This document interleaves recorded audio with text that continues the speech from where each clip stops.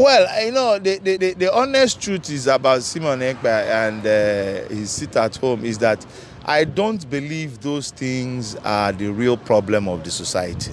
You see, he may be everywhere, he is saying what he likes, but I don't think that is the real problem. The real problem is that is a root cause, is that a lot of people, we need to look at those who are listening to him.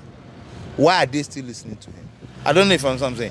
How can government support the ordinary man to disregard some of these irrelevant and uncalled for policies that are even worsening the cause of his people? Because if you see what he's doing, the sit at home is not paying off anyway. It's not paying off positively. It's rubbing off on especially the people of the South. It's destroying their economy. It's putting people into more hunger and starvation. So why would people want to honor that? There's a fundamental problem. It transcends just that Simon Ekpa is talking. It transcends that. It is a fundamental problem. We need to tackle that. So with the way his policies, his announcements are rubbing off on the people, destroying the economy, I don't think any reasonable person will buy into that, because someone cannot tell you to just kill yourself and you go ahead and you kill yourself. It doesn't make sense. Or you kill your brother for no just cause other than something you can do in a better way. So I think there's a remote cause for all these things and not just this. But you know, saying they try to fight for the release of Mazi Kano. Are you trying to destroy the chances of our honorable Mazi Kano, or are you trying to, my brother, to be honest with you, if you see, let me tell you, there are ways of doing things, there are better ways of doing things, there are worse ways of doing things. If you want to go for the release of Mazi Kano, what's something for mobilizing the leaders of the Southeast, like the Ohaneze Ndigbo is already doing? What stops him from mobilizing the politicians in the Southeast? Why would he want to go in a route that will cause more difficulty, more hardship, and in fact, more death for his people? I mean, come on. Let's be honest. To me, the real objective is not to release Mazi Kano. He has other ulterior motives, so they better tell us, and that's it. So, because if you want to go about releasing of Mazi Kano, there are pressures you mount on this government. Like I told you, the President Aswaju is a responsive government.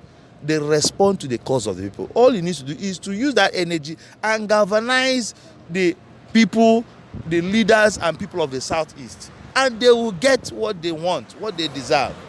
And that is just the truth. So whatever thing other than causing more difficulty for people, I don't think I buy into that. Because we all know that is due if the Nigerian government can look at him, at least, and even for no reason, at least for there to be political tranquility, security in the Southeast. So you can see that Ohaneze Ndigbo itself is already bringing his weight to say, please release Mazi Kano for us.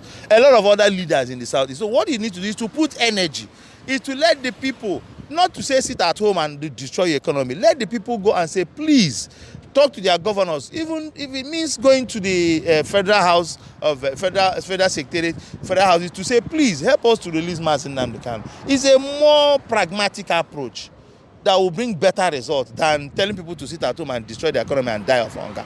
What are you doing? So to you is a wrong idea? It's a very wrong approach, not idea. It's a wrong approach. It's a very wrong approach he's applying.